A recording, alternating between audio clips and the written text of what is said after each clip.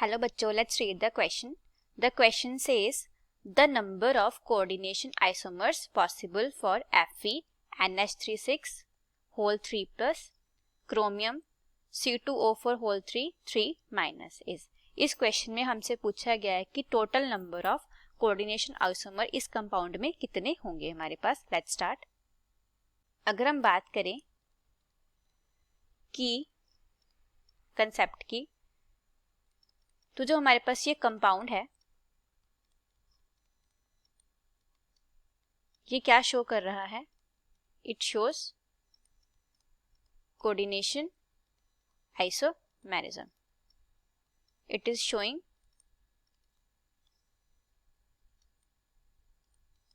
Coordination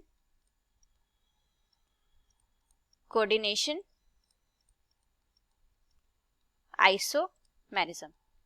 क्या show कर रहा है? ये कोऑर्डिनेशन आइसोमेरिज्म को शो कर रहा है हमारा कंपाउंड. ये किस टाइप की आइसोमेरिज्म है? ये इसमें आइसोमेरिज्म में क्या है हमारे पास? Both cation and anion are salt. हमारे दोनों ही जो कैटायन एंड एनायन है, एनायन स्पीशीज जो है, और कोऑर्डिनेशन कंपाउंड्स दोनों ही हमारे पास जो है कोऑर्डिनेटेड स्फीयर में बंद है. दोनों ही हमारे पास कोऑर्डिनेशन कंपाउंड्स हैं. अब हमने क्या फाइंड आउट करना है इसमें? हमने फाइंड आउट करना है नंबर ऑफ कोऑर्डिनेशन आइसोमर्स. वो हम कैसे निकालेंगे? जब हम लिगेंड्स को वेरी करेंगे. By varying ligands. हम क्या करेंगे? लिगेंड्स को वेरी करेंगे. सबसे फर्स्ट कॉम्प्लेक्स तो हमारे पास ऑलरेडी है ही. हमारा सबसे फर्स्ट जो हमारा कोऑर्डिनेशन कंपाउंड फर्स्ट आइसोमर कौन सा है जो हमें गिवन है? Fe NH36 3 plus Cr C2O4 3 minus. Number की बात करें तो इस कॉम्प्लेक्स में हमारा कोऑर्डिनेशन नंबर कितना है? 6 है. एंड इसमें भी हमारा कोऑर्डिनेशन नंबर 6 ही है, बिकॉज जो हमारा C2O4 है वो ऑक्सिलेट आयन है और ये जो है बाइडेंटेट लिगेंड है. It is bidentate ligand.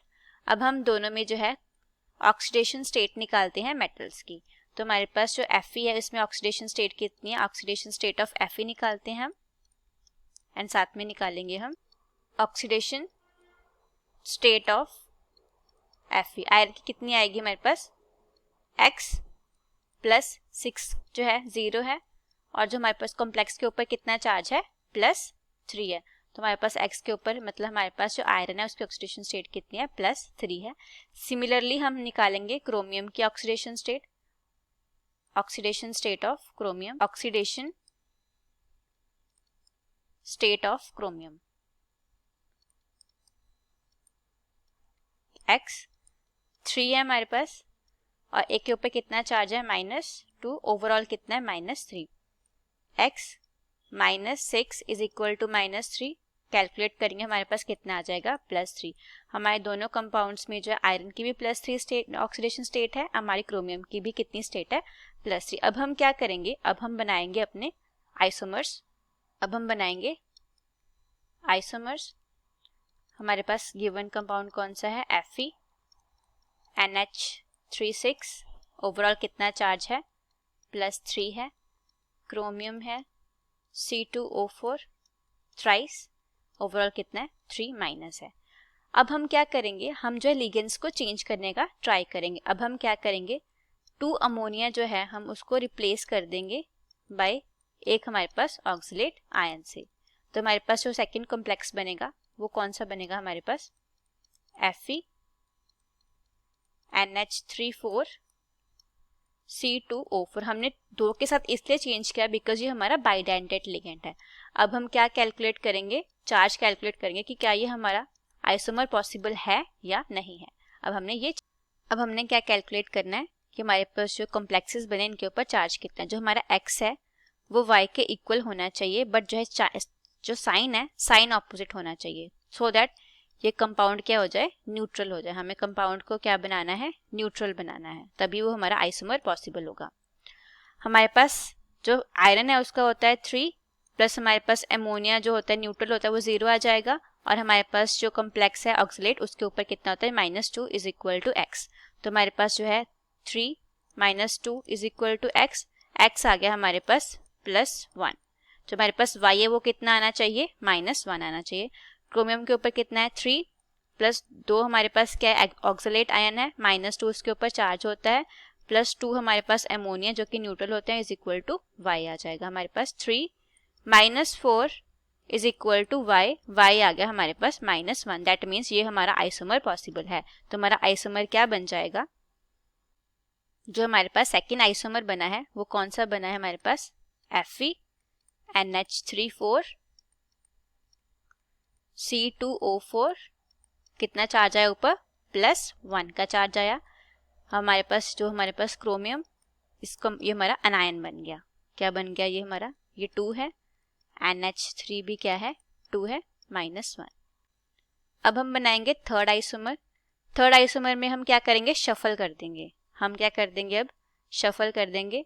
जो हमारे पास ये कंपाउंड्स है, अब मेटल की जगह हम क्या लिख देंगे, हम मेटल्स को रिप्लेस कर देंगे। अब क्या बन जाएगा हमारे पास फिर, chromium NH3 4 C2O4 +1 Fe C2O4 NH3 2 -1। हमने देखना है कि क्या जो हमारे -1 +1 इनको हम x और y मान लेते हैं कि क्या ये वैलिड है या नहीं है। पर कितना चार्ज है, +3। अमोनिया जो है हमारा न्यूट्रल होता है, -2 होता है हमारे पास oxalate ion is equal to x। 3 -2 is equal to x, x is equal to +1। ये हो गया हमारा बिल्कुल करेक्ट। अब हम निकाल के देख लेते हैं Fe में कितना होता है, +3, ये हमारे पास 2 आएगा यहाँ पे, +2 -2 +2 0, किसके इक्वल आना चाहिए वैल्यू, हमारी y की वैल्यू आनी चाहिए -1 के इक्वल, और वो आ चुकी है। दैट मीन्स ये हमारा आइसोमर भी पॉसिबल है। अब हमारा आ गया फोर्थ लास्ट आइसोमर। अगर हम फोर्थ आइसोमर की बात करें, अब हम क्या करेंगे, जो हमारे पास स्टार्टिंग कंपाउंड था उसमें हमने हमारे पास क्या था, Fe के साथ NH3 थे, ये हमारे पास स्टार्टिंग कंपाउंड लिख रही हूँ मैं। इसके ऊपर कितना था, 3+ था, और हमारे पास जो ऑक्सलेट आयन क्रोमियम कॉम्प्लेक्स था इसके ऊपर था -3। अब हम इसको क्या करेंगे, हम यहीं पे शफलिंग कर देंगे। अब क्या बनाएंगे हम, Fe के साथ हम करेंगे, तीनों ऑक्सलेट आयन्स आ जाएंगे, और चार्ज कितना आ जाएगा, हम चार्ज कैलकुलेट करेंगे इसका भी, Cr NH3 6, ये XY ले लेते हैं, अब चार्ज कैलकुलेट करते हैं। हम डिस्कस कर रहे थे अभी, तो हमने अभी क्या देखा था कि हमने जो है रिप्लेस कर दिया था लिगेंड्स को ही। अब हमने देखना है कि इनके ऊपर जो x एंड y है वो कितना है। अब हमने निकालना है x एंड y, 6 y निकालते हैं। x निकालेंगे हम सबसे पहले, Fe3 हमारा जो Fe जो हमारा आयरन है उसके ऊपर +3 चार्ज था, एंड हमारे पास ऑक्सलेट कितना होता है -2, किसके बराबर है ये, x के बराबर है। 3 -6 इज इक्वल टू x, तो हमारे पास x आ गया -3। कितना आ गया कॉम्प्लेक्स के ऊपर चार्ज, -3। क्रोमियम के केस में देखते हैं, +3 +6 0 is equal to y, +3 is equal to y, तो हमारा y भी क्या आ गया, +3 आ गया। तो हमारे पास जो कॉम्प्लेक्स बना है फोर्थ, वो कैसा बना है, हमारा जो फोर्थ आइसोमर बना है वो कौन सा बना है, हमारे पास Fe C2O4 3, कितना चार्ज है इसके ऊपर, -3, Cr NH3 6 +3, ये हो गया हमारा फोर्थ। फर्स्ट वन कौन सा था हमारा, NH3 6, इसके ऊपर कितना चार्ज था, +3, Cr C2O4 थ्राइस, इसके ऊपर था -3। उसके बाद हमने शफलिंग के बाद बनाए थे, शफलिंग के बाद हमने बनाए थे, हमने NH3 4 कर दिया था, C2O4 के ऊपर कितना चार्ज था हमारे पास, -2 होता है, हमने ये कैलकुलेट किया था, हमारे पास कितना आया था, ये +1 आया था। और ये हमारा Cr C2O4 2 ट्वाइस था ये, तो ये हमारे पास कैलकुलेट करके कितना आया था, -1 आया था। एंड जो लास्ट हमने बनाया था उसमें हमने क्या किया था, हमने इनको शफल कर दिया था। हमने यहाँ पे C2O4 ट्वाइस NH3 बना दिया था। यहाँ पे कितना आया था हमारे पास, -1 Cr C2O4 NH3 यहाँ पे कितना आया था हमारे पास, +1. So these are our 4 isomers. So the answer of our question is the number of coordination isomers possible for this compound is 4. I hope you will understand. All the best.